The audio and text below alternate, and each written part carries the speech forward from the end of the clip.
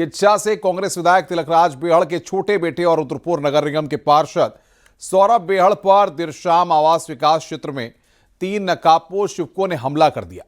इस घटना में कांग्रेस विधायक के बेटे सौरभ बेहड़ घायल हो गए। घायल अवस्था में सौरभ को स्थानीय लोगों ने रुद्रपुर के निजी अस्पताल में भर्ती कराया है, जहां उनका इलाज चल रहा है। कांग्रेस विधायक तिलकराज बेहड़ के बेटे पर हमले की सूचना मिलने के बाद पुलिस के आला अधिकारियों के साथ साथ राजनीतिक और सामाजिक कार्यकर्ता बड़ी संख्या में अस्पताल पहुंच गए। विधायक तिलकराज बेहड़ ने कहा है कि मेरा बेटा आवास विकास क्षेत्र में था और इसी दौरान बाइक सवार 3 नकाबपोश बदमाशों ने उस पर हमला कर दिया।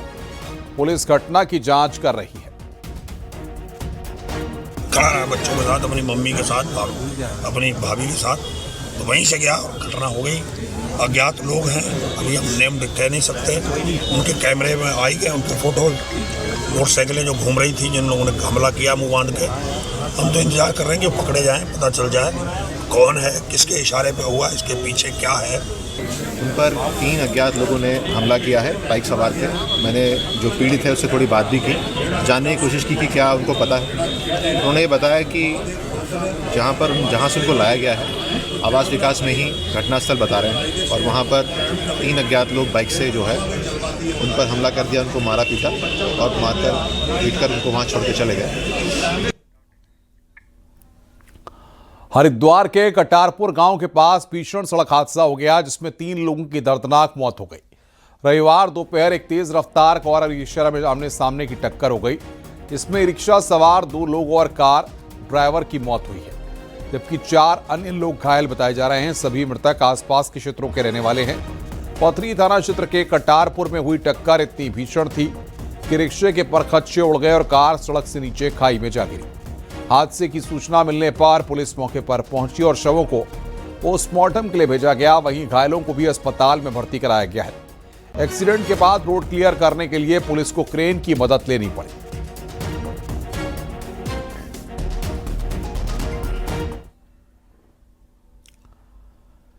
चकराता में एक दर्दनाक सड़क हादसे में सेना के मेजर शुभम सैनी की मौत हो गई। जानकारी के मुताबिक चकराता के पास मेजर शुभम सैनी की क्रेटा कार बेकाबू होकर करीब 60 मीटर गहरी खाई में जा गिरी। वहीं सूचना मिलते ही पुलिस और एसडीआरएफ की टीम मौके पर पहुंची और उन्हें आर्मी अस्पताल पहुंचाया गया, जहां डॉक्टरों ने उन्हें मृत घोषित कर दिया। वहीं स्थानीय पुलिस घटना के कारणों की जांच पड़ताल में जुटी हुई है।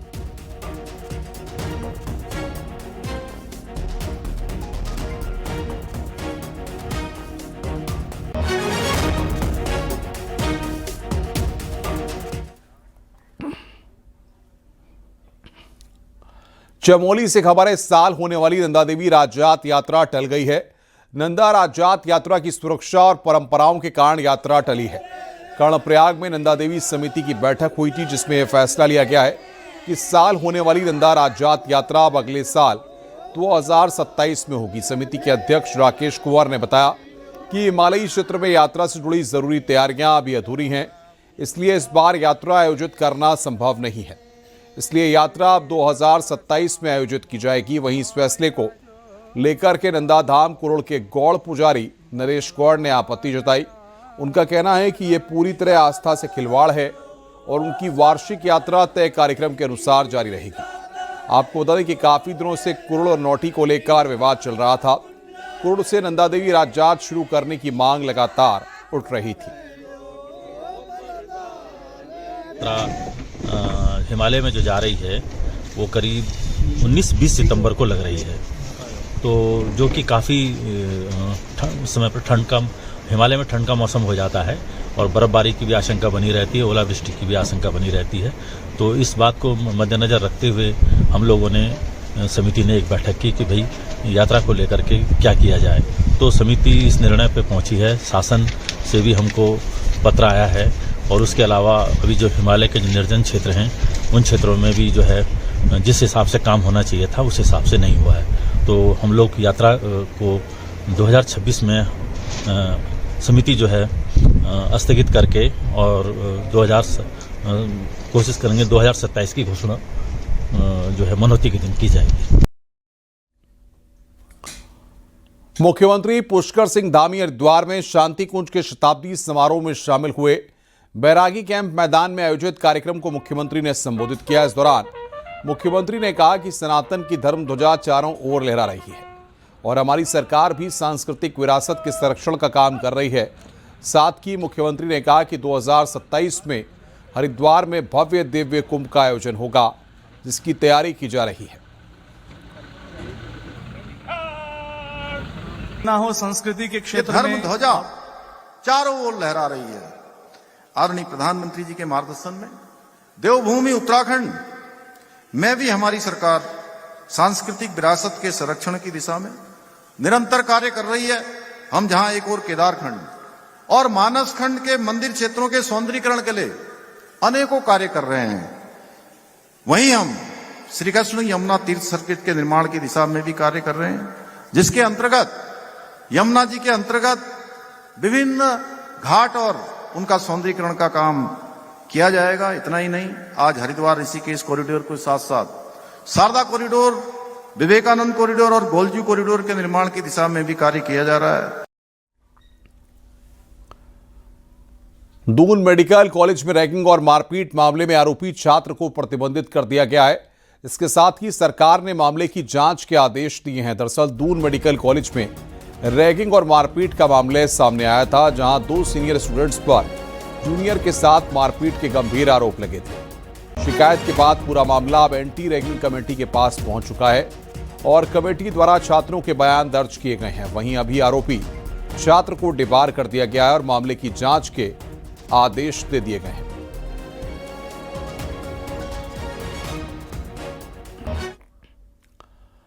देहरादून से खबर है, बच्चों की जान के लिए खतरा बने राजधानी के 76 स्कूलों की बिल्डिंग को ध्वस्त किया जाएगा। ये इमारतें ऐसी हैं जहां कभी भी कोई हादसा हो सकता है। खासतौर पर बरसात के समय में यहां पढ़ना बच्चों की जान के लिए बड़ा खतरा हो सकता है। मुख्यमंत्री पुष्कर सिंह धामी के निर्देश के बाद डीएम ने शिक्षा विभाग से सभी स्कूलों की रिपोर्ट मांगी गई थी। इसमें जिले के सालों से जर्जर पड़े स्कूल इमारतों को पहली बार ध्वस्त करने का फैसला लिया गया है।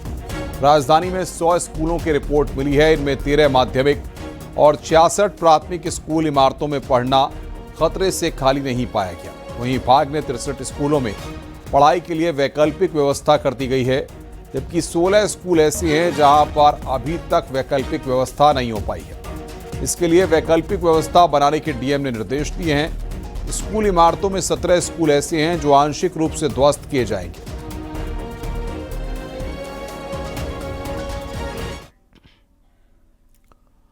देहरादून से खबर है, जहां पर पछुआदून इलाके में बड़े पैमाने पर सरकारी जमीनों पर अवैध अतिक्रमण की बात सामने आई है। जिला प्रशासन डालीपुर, कुंजा, मटक माजरी, कुल्हाल और नवाबगढ़ में 87 अवैध अतिक्रमणों की पहचान की है। साथ ही आज रामपुर खुर्द में अवैध अतिक्रमणों की पहचान की रही है और जल्द बुलडोजर चलाकर अवैध अतिक्रमण को ध्वस्त किया जाएगा और सरकारी जमीन को प्रशासन अपने कब्जे में लेगा।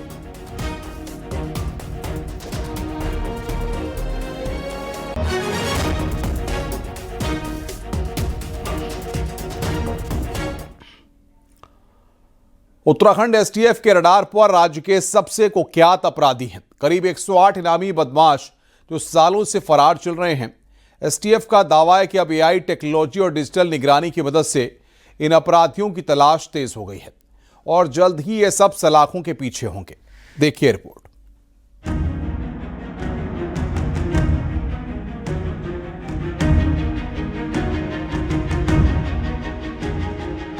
उत्तराखंड एसटीएफ फिलहाल राज्य के 108 कुख्यात फरार अपराधियों की तलाश में है।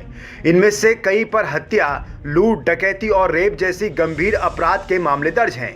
एसटीएफ का कहना है कि यह आखिरी लिस्ट है, जिसे जल्द खत्म कर राज्य को अपराध मुक्त बनाने की कोशिश जारी है।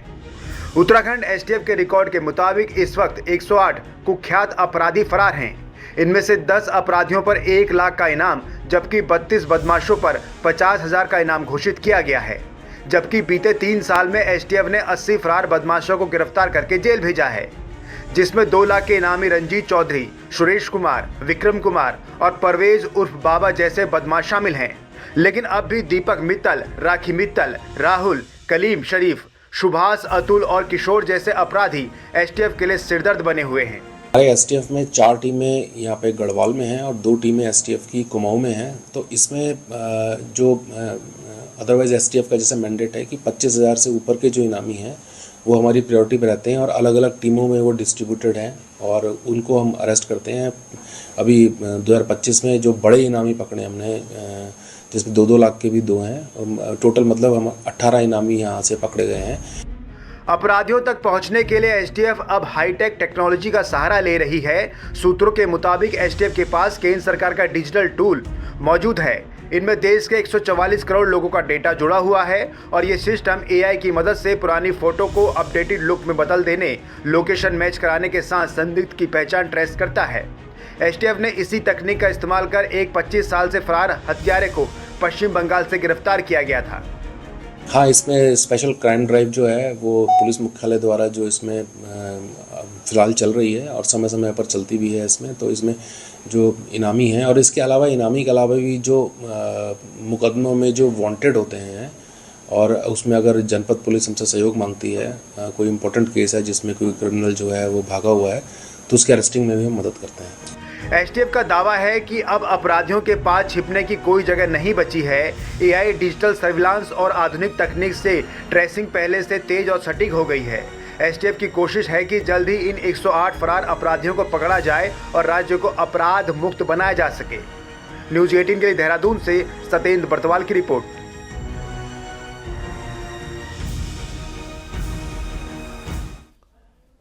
पिथौरागढ़ सिटी में एक लेपर्ड ने दिन भर भारी दहशत मचाई है। लेपर्ड सुबह से शहर में आ गया था। इस दौरान लेपर्ड के हमले में एक व्यक्ति भी घायल हुआ। वन विभाग की टीमें लेपर्ड को तलाशती रहीं। आखिरकार घंटों की मशक्कत के बाद खड़कोट में गुलदार वन कर्मियों को दिखाई दिया। इसके बाद वन विभाग की टीम ने लेपर्ड को ट्रैंकुलाइज कर कब्जे में लिया। दिन दहाड़े शहर में लेपर्ड के आने से लोग घरों में ही कैद रहने को मजबूर हो गए।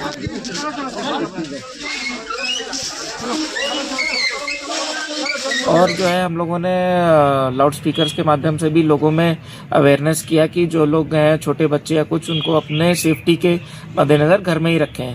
तो काफ़ी देर का हम लोगों ने एफर्ट किया और फाइनली हम लोगों ने उसको सक्सेसफुली जो है ट्रैंकुलाइज कर लिया है और जो है अभी हम उसको उसका मेडिकल चेकअप वगैरह करवा रहे हैं। उसके बाद इसमें आगे कार्रवाई की जाएगी।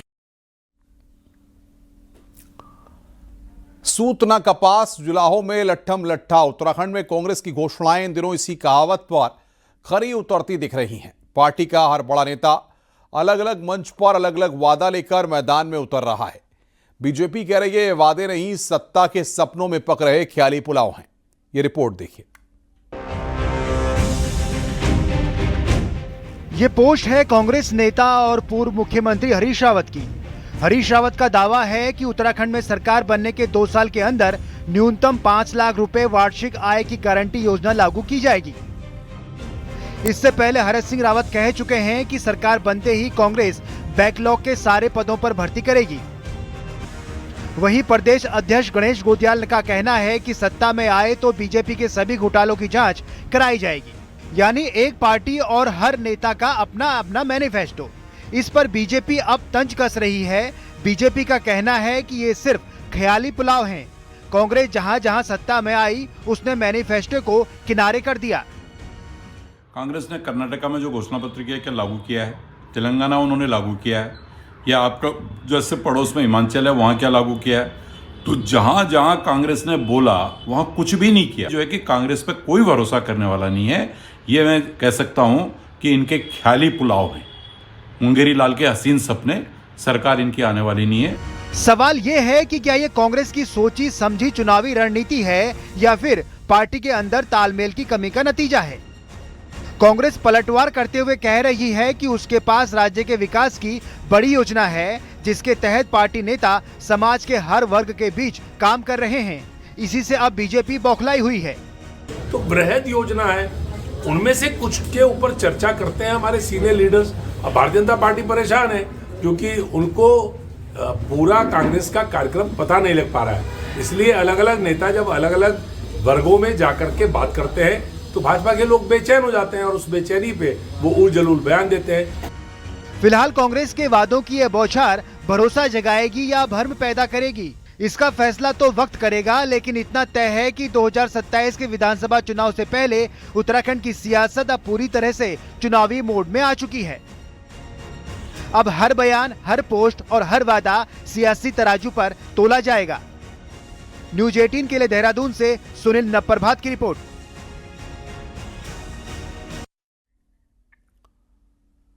बीजेपी नेताओं मंत्रियों को जगह जगह काले झंडे दिखाए जाने पर बीजेपी ने पलटवार करते हुए कांग्रेस पर प्रदेश का माहौल खराब करने का आरोप लगाया है। बीजेपी प्रदेश मीडिया प्रभारी मनवीर सिंह चौहान ने कहा है कि कांग्रेस टकराव की राजनीति को बढ़ावा दे रही है और मंत्रियों और पार्टी नेताओं के कार्यक्रमों को बाधित करने की कोशिश कर रही है, जो लोकतांत्रिक मर्यादाओं के खिलाफ है। वहीं कांग्रेस ने बीजेपी के आरोपों का जवाब दिया है। आपको बता दें कि शनिवार को उत्तरकाशी में मंत्री गणेश जोशी को तो रविवार को चमोली में बीजेपी प्रदेश अध्यक्ष महेंद्र भट्ट को कांग्रेस कार्यकर्ताओं द्वारा काले झंडे दिखाए गए।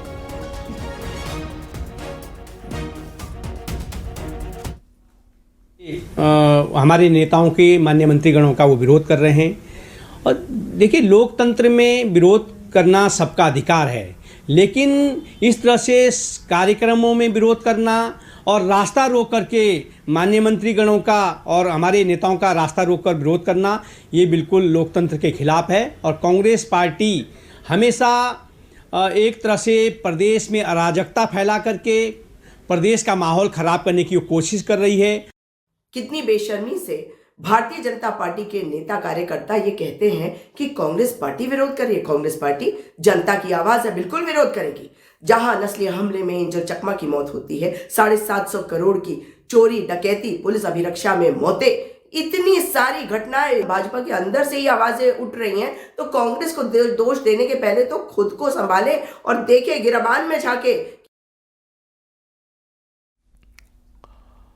उत्तराखंड में अगर आप धार्मिक यात्रा के लिए आ रहे हैं तो रील और मंदिर परिसर में वीडियो से तौबा करनी होगी। चार धाम यात्रा की पहली मीटिंग में लिए गए इस फैसले के बाद बद्रीनाथ केदारनाथ मंदिर समिति फैसले को इंप्लीमेंट करवाने के लिए हकूकधारियों के साथ रणनीति बनाने जा रही है। देखिए हमारी रिपोर्ट।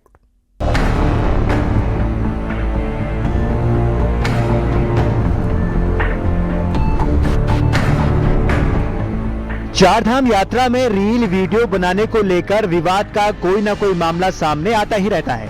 साल 2025 में बात उठी थी कि बद्री केदारनाथ मंदिर परिसर में मोबाइल कैमरे बैन किए जाएंगे, लेकिन मंदिर प्रांगण में जगह कम होने और मोबाइल कैमरे के लिए डोरमेट्री का इंतजाम न होने की वजह से फैसला अमल में नहीं आ सका। इस बार चारधाम यात्रा को लेकर हुई पहली मीटिंग में बीकेटीसी को व्यवस्था करने का जिम्मा दिया गया है, जिस पर बीकेटीसी का कहना है कि अब हकूकधारियों से बातचीत करने के बाद एक नियत जगह पर श्रद्धालुओं के मोबाइल कैमरे रखने का इंतजाम किया जाएगा। स्थल हमारे उनकी परंपराओं को हमें मानना चाहिए, क्योंकि वहाँ पर प्योरली जो है कि धार्मिक यात्रा के लिए लोग आते हैं। और वो जो क्षेत्र है वहाँ पर जो मंदिर प्रांगण है, आपने देखा है कि वो प्रेमिसेस बहुत छोटा है, लिमिटेड हुआ है, और हर वर्ष जो है कि यात्रियों की संख्या में बढ़ोतरी हो रही है। तो वहाँ पर मूवमेंट के लिए काफ़ी दिक्कत भी होती है, और जो आते हैं सिर्फ आस्था के लिए, दर्शन के लिए, उसके प्रांगण से बाहर वो फोटोग्राफी कर सकते हैं, रील बना सकते हैं। लेकिन मंदिर प्रेमिसेस में एक लिमिटेड एरिया हम लोग बैठक करके अभी उसमें तय करेंगे, स्टेक होल्डर के साथ में बैठ के सारी मंदिर समिति और सभी लोग जो है कि विचार विमर्श करने के बाद हम मोबाइल को तो हम स्ट्रिक्टली जो है कि मंदिर प्रेमिसेस में जो है कि इसको बंद करेंगे। हालांकि यूथ मानता है कि इसमें कुछ नया नहीं है, कई मंदिर में पहले से ही व्यवस्था चली आ रही है।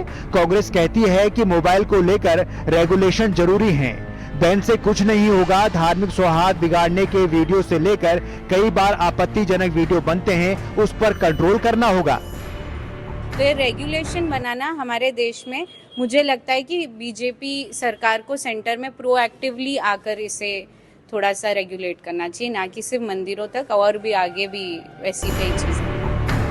अब फैसला उन लोगों को जरूर चुभ सकता है जो मंदिर की यादों को अपने साथ कैप्चर करके ले जाते हैं या रील वीडियो के जरिए लाइक और व्यूज पाते हैं। न्यूज 18 के लिए देहरादून से भारती सकलानी की रिपोर्ट।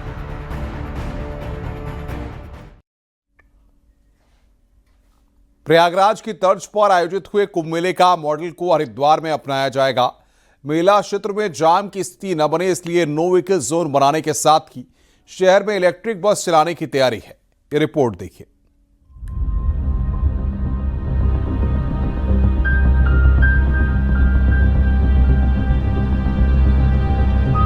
साल 2027 में होने जा रहे कुंभ मेले को लेकर परिवहन निगम ने तैयारियां शुरू कर दी हैं। अपने बस बेड़े से कंडम बस को हटाने के साथ ही बस बेड़े को बढ़ाने के लिए शासन को 700 बस का प्रस्ताव भेजा गया है। साथ ही पहली बार कुंभ क्षेत्र में परिवहन निगम की गाड़ियों को यात्रियों को आवाजाही के लिए लगाने की तैयारी है। खास तौर पर 150 इलेक्ट्रिक बस को तरजीह देते हुए मेला क्षेत्र में लगाने की तैयारी है, जिसके लिए देहरादून और हरिद्वार में चार्जिंग स्टेशन बनाए जाएंगे।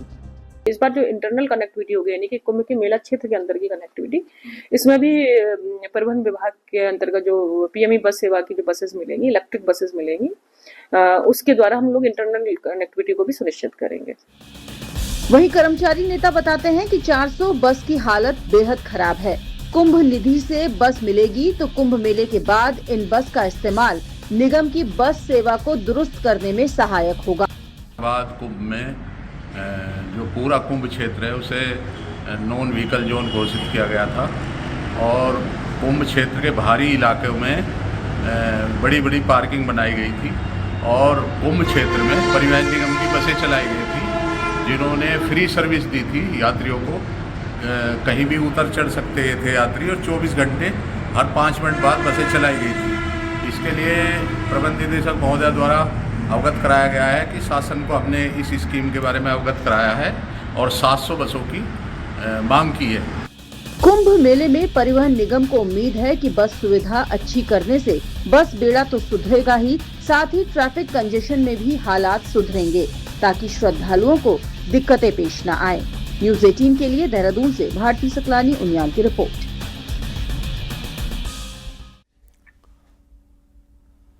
पहाड़ों में समय से पहले बुरांश के फूल खिलने लगे हैं। बुरांश अधिकांश मार्च के महीने में खिला करते हैं, लेकिन इस साल कम बारिश और बर्फबारी की वजह से जनवरी महीने में ही बुरांश के फूल जंगलों में खिलने लगे हैं।